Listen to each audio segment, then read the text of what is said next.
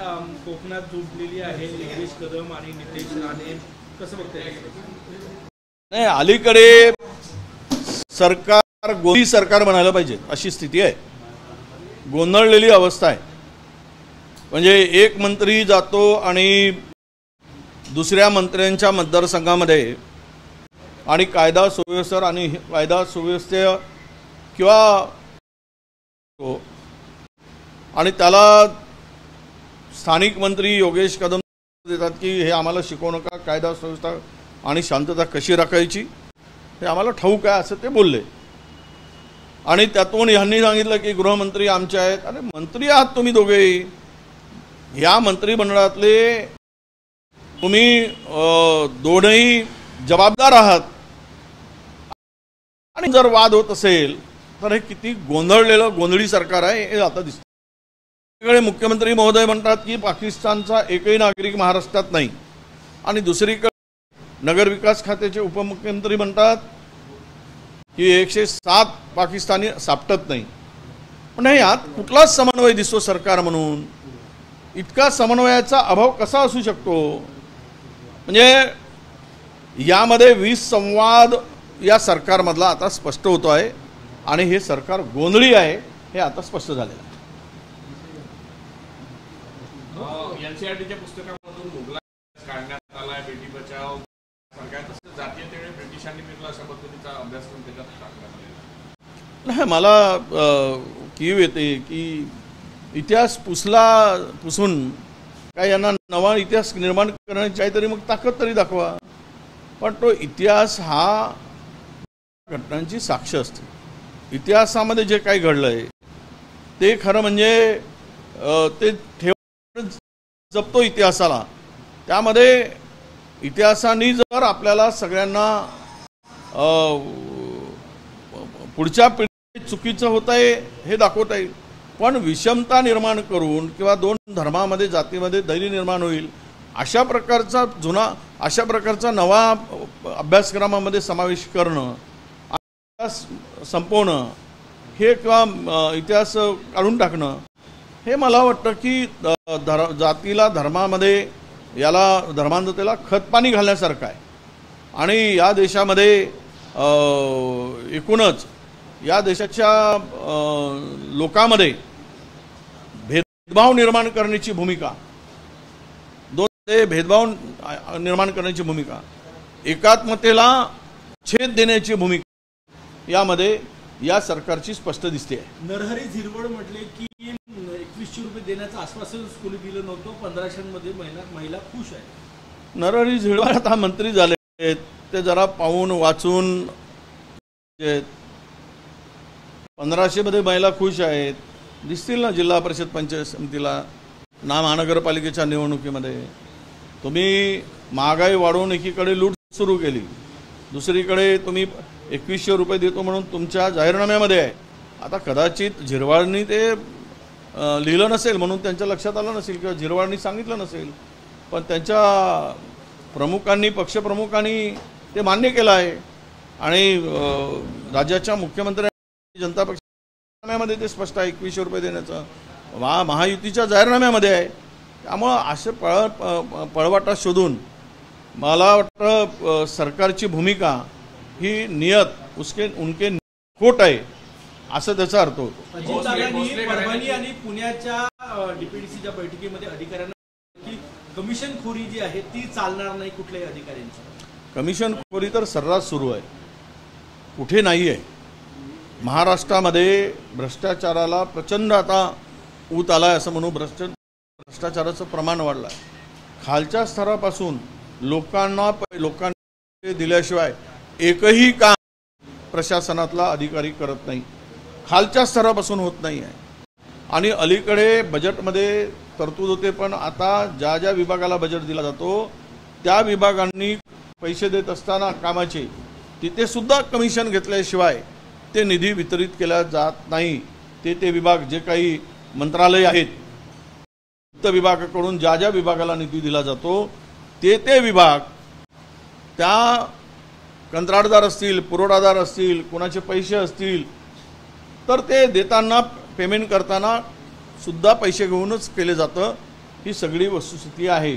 त्यामुळे आता तुम्हाला हा भ्रष्टाचार संपवायचा असेल तर त्याची सुरुवात मंत्रालयातून करावी लागेल। शिक्षक भरती घोटाळ्यात ईडीने एंट्री मारलेली आहे। नाही, खरं म्हणजे आवश्यकताच आहे याची। हा मोठा घोटाळा आहे, तो 17 ते झाले 580 शिक्षा ईडीने केली पाहिजे। स्पेशल SIT मला तर निवृत्त न्यायाधीशामार्फत चौकशी करावी, याची उच्चच चौकशी होणं आवश्यक आहे। जो संस्था चालक यामध्ये दोषी आहे, जे शिक्षक विभागाची यंत्रणा दोषी आहे, त्याला सोडू नका, परंतु ओरिजिनल किंवा ज्यांनी हे घोटाळे केले त्याला वाचवण्यासाठी निरपराध माणसाचा बळी घेऊ नका आणि ती चौकशी निपक्षपातीपणे व्हावी। ईडीने शोधून काढावं यातला झालेला व्यवहार, मनी लॉन्ड्रिंग काय काय असेल ते त्यांना निश्चितपणे चांगलं काम आहे असं आम्ही त्या मानू। नागपूर मेडिकल कॉलेजमध्ये डॉक्टर अविनाश गावंडे यांनी एक सर्वे केला, त्यामध्ये असं आढळून आलेलं की 18 वर्षाखालील जवळपास 50% म्हणजे त्यांचे जे 124 सॅम्पल होते त्यातलं 67 स्त्रिया गर्भवती होत्या।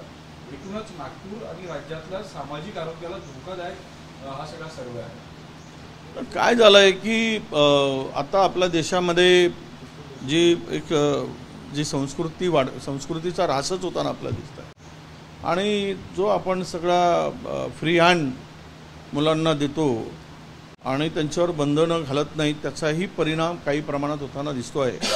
मला खरं तर हे फार गंभीर बाब आहे की अल्पवयीन मुलींच्या संदर्भात अशी परिस्थिती येत असेल तर नागपूर किंवा मुंबई असेल, महाराष्ट्र असेल, देश असेल, हे एकूणच म्हणजे मी असं म्हणेल की आपला भारत हा संस्कृती प्रधान देश हा संस्कृतीहीन होत चाललेला आहे आणि पाश्चात्य संस्कृतीचा पगडा आपल्या देशावर अधिक जोरकसपणे बिंबवला जातो आहे।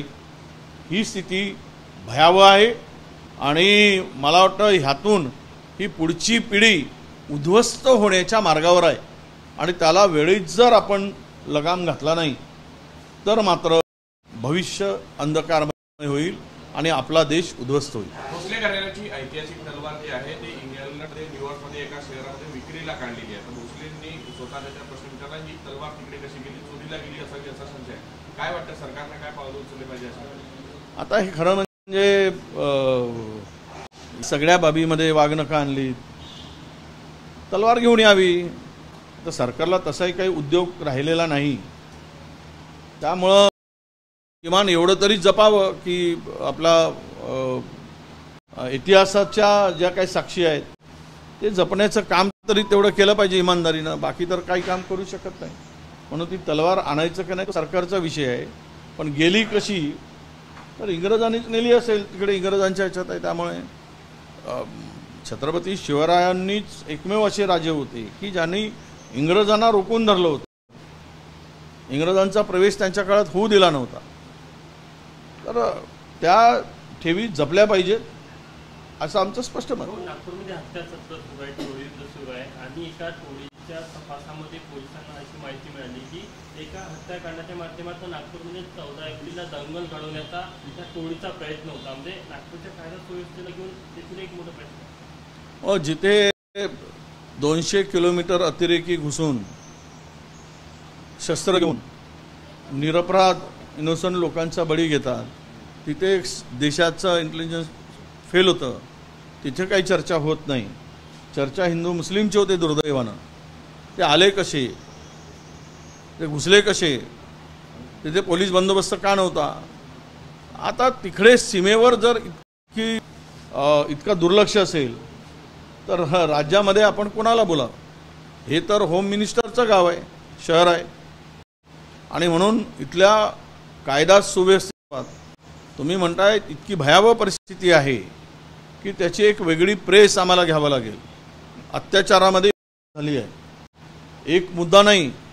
खरं म्हणजे उद्या नागपुरामध्ये स्फोटक परिस्थिती निर्माण होईल जर वेळीच यावर आपण बंधन घातलं नाही तर, कारण सत्ताधारी सत्तेमध्ये इतके मशगूल आहेत की त्यांना नागपूरची चिंताच राहिली नाही अशी परिस्थिती आहे। NCERTच्या 7वीच्या अभ्यासक्रमामध्ये जो गुगल आले निघून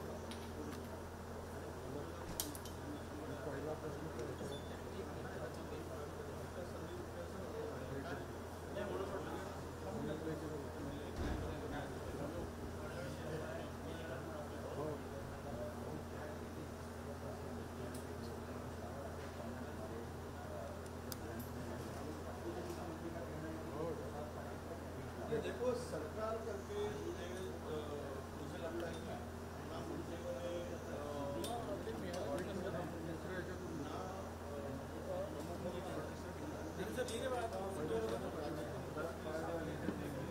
एक भी पाकिस्तानी सबको यहाँ से निकाल दिया एक शब्द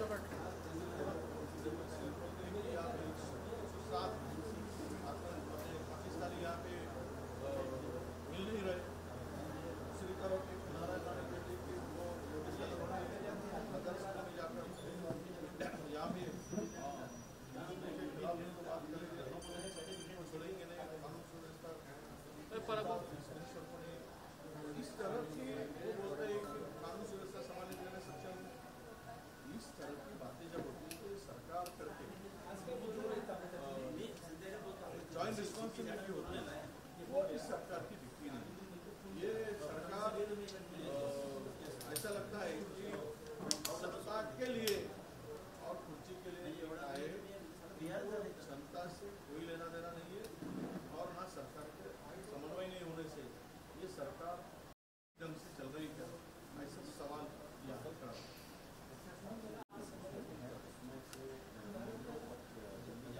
इतिहास बनाने से कुछ नहीं होता, इतिहास को किताबों से निकालने से नहीं होता, किताबें तो इस तरह से मुगलों का इतिहास